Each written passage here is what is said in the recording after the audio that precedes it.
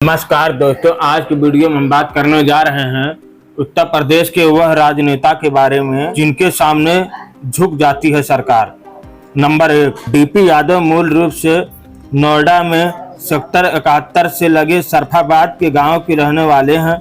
DP Yadav अब गाजियाबाद में police commissionerate के पीछे राजनगर में रहते हैं। डीपी यादव अपने जीवन के शुरुआती दिनों से ही राजनीति में प्रवेश करने के लिए प्रेरित होकर वह मुलायम सिंह यादव के साथ मित्रता करके जनता दल के टिकट पर बुलंदशहर से वर्ष 1989 का उत्तर प्रदेश विधानसभा का चुनाव लड़ा। उन्होंने विधायक का चुनाव जीता और मुलायम सिंह यादव के मुख्यमंत्री काल में कैबिनेट मंत्री बने। उन्होंने बुलंदशहर से अगले 2 चुनाव में लगातार जीते और वर्ष 1996 तक विधायक रहे। वर्ष 1991 में जनता पार्टी के टिकट पर संभल से आम चुनाव लड़ा और 18% वोट हासिल किए।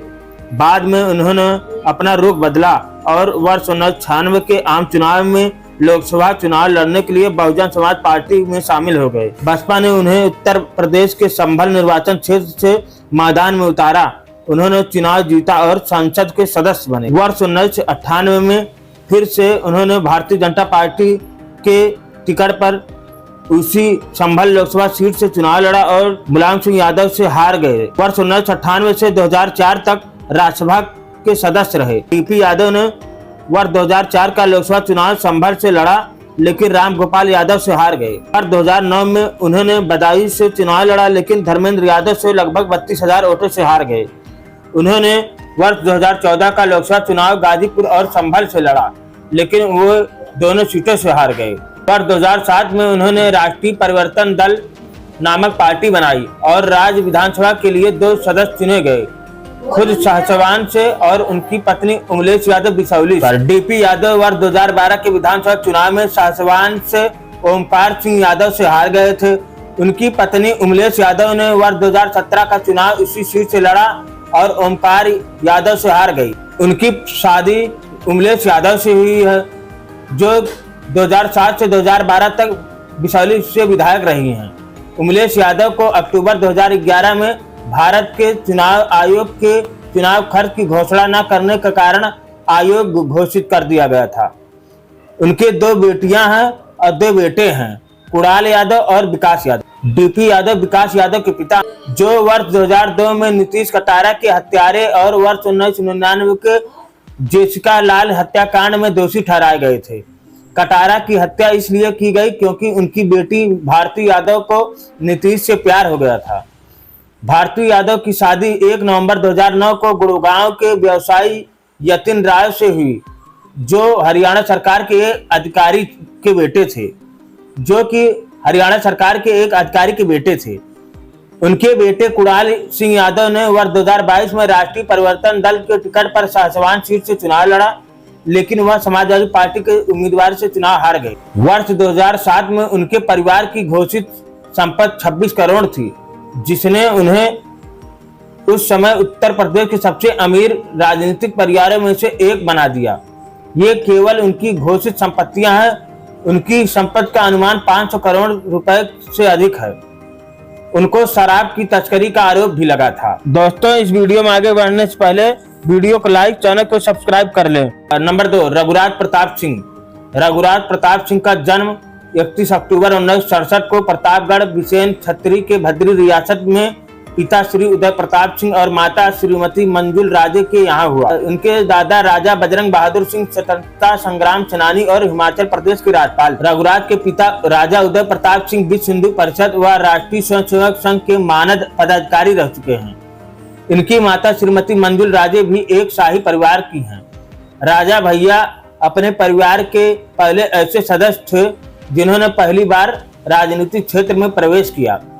रघुराज प्रताप की प्राथमिक शिक्षा नारायणी आश्रम इलाहाबाद के महाप्रभु बाल विद्या मंदिर में हुआ। सन 1985 में Bharat scout and guide high school से 10वीं तथा सन 1987 में इलाहाबाद के एक इंटरमीडिएट स्कूल से 12वीं की पढ़ाई पूरी की। लखनऊ विश्वविद्यालय से उन्होंने कानून में स्नातक की डिग्री हासिल की। घुड़सवारी और निशानेबाज के शौकीन राजा भैया लखनऊ विश्वविद्यालय से मिलिट्री साइंस और भारतीय मध्यकालीन इतिहास में स्नातक हैं। राजा भैया के बारे में कहा जाता है कि वे साइकिल चलाने से लेकर हवाई जहाज उड़ाने तक का कारनामा करते हैं। रघुराज प्रताप सिंह उर्फ राजा भैया का विवाह बस्ती रियासत की राजकुमारी भानवी देवी के साथ हुआ। इनके दो पुत्र शिवराज एवं ब्रिजराज, इनकी दो पुत्रियां हैं जिनका नाम राजवी और ब्रिजेश्वरी है। रघुराज प्रताप सिंह बिसेन राजा भैया ये बिसेन छत्री हैं। ये सन 1993 से लेकर अब तक उत्तर प्रदेश के प्रतापगढ़ जिला के विधानसभा क्षेत्र कुंडा से निर्दलीय विधायक निर्वाचित किए जाते हैं। विधानसभा चुनाव 2012 में भारी मतों से जीतकर विधानसभा के सदस्य रहे हैं। राजा भैया का बसपा सरकार में मुकदमे में मायावती ने जेल में भेज दिया था। सपा सरकार में कैबिनेट मंत्री भी बने। वे अब तक निर्दल चुनाव जीतते आ रहे हैं। उन्होंने खुद की पार्टी का गठन किया जिससे वह चुनाव लड़ते नजर आए। के ऊपर 2013 में तत्कालीन समय में सीओ रहे कुंडा के जियाउल हक का हत्या का आरोप लगा। इस मामले में वो बरी हो गए। हाल के दिनों में मामले में 10 लोग को आजीवन कारावास की सजा सुनाई गई। नंबर 3, मुख्तार अंसारी। मुख्तार अंसारी ने बहुजन समाज पार्टी के एक उम्मीदवार के रूप में अपना पहला विधानसभा चुनाव जीता था और अगले 2 चुनाव एक स्वतंत्र के रूप में लड़े। 2007 में अंसारी बसपा में शामिल हो गए और 2009 के लोकसभा चुनाव में चुनाव लड़ा, लेकिन सफलता मिली, जिसके बाद बसपा ने 2010 में उन्हें आपराधिक गतिविधियों के कारण पार्टी से निष्कासित कर दिया था। बाद में उन्होंने अपने भाइयों के साथ अपनी पार्टी कौमी एकता दल की गठन किया। वह उत्तर प्रदेश के विधानसभा चुनाव 2012 में मऊ सीट से विधायक चुने गए।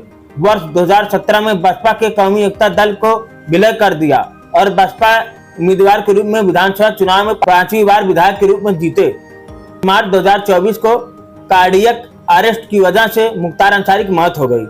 उनके न रहने पर भी परिवार में सभी लोग का इलाके में दबदबा बरकरार है। उनके बड़े भाई अफजाल अंसारी लगातार गाजीपुर सीट से दोबारा सांसद बनने में कामयाब रहे। उन्होंने आपको बताते चले मुख्तार अंसारी की दबदबा का पता आप इस बात से लगा सकते हैं कि उनके खिलाफ कभी बसपा कभी सपा कैंडिडेट नहीं खड़ा करती थी। नंबर 4, प्रमोद तिवारी। प्रमोद तिवारी प्रतापगढ़ जनपद के रामपुर खास क्षेत्र से प्रतिनिधित्व करते थे। यहाँ से उन्होंने इस्तीफा देकर राज्यसभा में पहुंचे। प्रमोद तिवारी का जन्म 16 जुलाई 1951 में हुआ। प्रमोद तिवारी की एजुकेशनल क्वालिफिकेशन BSc और LLB है। रामपुर खास विधानसभा क्षेत्र के लिए अब तक हुए 12 चुनावों में 10 बार कांग्रेस प्रमोद तिवारी का कब्जा रहा है। वर्ष 1980 में कांग्रेस के नेता प्रमोद तिवारी ने इस सीट पर पहली बार जीतकर झंडा गाड़ा था, तो इसके बाद कांग्रेस ने आज तक किसी दल का खाता नहीं खोलने दिया। इससे पहले 2 बार निर्दलीय उम्मीदवार के रूप में तेजभान सिंह निर्वाचित हुए थे। लगातार 8 चुनाव जीतकर रिकॉर्ड बनाने वाले तिवारी को घेरने के लिए वर्ष 2007 में समाजवादी पार्टी ने विज्ञात सिंह को रामपुर खास क्षेत्र से चुनाव के मैदान में उतारा था, लेकिन उन्हें 30,000 से ज्यादा मतों से हराया था। प्रमोद तिवारी रामपुर खास सीट से लगातार 9 बार विधायक निर्वाचित। प्रमोद तिवारी इस सीट पर पहली बार 1980 में जीते थे। प्रमोद तिवारी वर्ष 1984 से 1989 के बीच में राज्य मंत्री भी बने थे। प्रमोद तिवारी प्रतापगढ़ में कई कॉलेजों के अध्यक्ष हैं। प्रतापगढ़ की रामपुर खास सीट से लगातार वो जीतकर गिनीज बुक में अपना नाम दर्ज कराने के बाद चर्चा में आ गए थे। वर्तमान में वो राज्यसभा के सदस्य हैं। उनकी विरासत की बेटी उनका विरासत संभाल रही हैं, जिनका नाम आराधना मिश्रा है। वो वर्तमान में रामपुर खास विधानसभा सीट से विधायक चुनी गई हैं। नंबर 5, बृजभूषण शरण सिंह। बृजभूषण शरण सिंह का जन्म 8 जनवरी 1957 को उत्तर प्रदेश के गोंडा जिले में हुआ। उनके पिता का नाम जगदम्बा शरण सिंह, मां का नाम प्यारी देवी सिंह था। की पत्नी का नाम केतकी देवी सिंह है। वर्ष 1991 में वो पहली बार भाजपा के उम्मीदवार के रूप में उत्तर प्रदेश गोंडा निर्वाचन क्षेत्र से 10वीं लोकसभा के लिए चुने गए।